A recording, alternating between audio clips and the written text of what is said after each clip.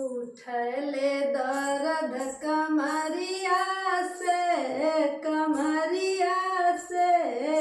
सास नहीं ताके नजरिया से, सास नहीं ताके नजरिया से। बाबूल जन्मे अंगनवा में बड़ा खुशी होला भवनवा में, बड़ा खुशी होला भवनवा में। पियरी लियली बजरिया से सास नहीं देखे नजरिया से, सास नहीं देखे नजरिया से।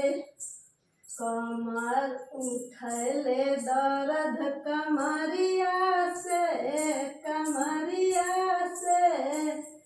जेठनी ना देखे नजरिया से, जेठनी ना देखे नजरिया से। बाबूल जन्मे अंगनवा में बड़ा खुशी होला भवनवा में, बड़ा खुशी होला भवनवा में। पायल लियली बजरिया से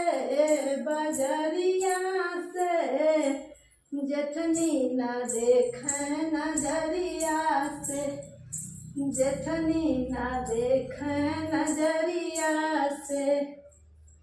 उठले दर्द कमरिया से ननदान ताके नजरिया से, ननदान ताके नजरिया से। बाबूल जन्मे अंगनवा में बड़ा खुशी होला भवनवा में, बड़ा खुशी होला भवनवा में। कंगना लियली बजरिया से ननदान ताके नजरिया से, ननदान ताके नजरिया से। उठले दर्द कमरिया से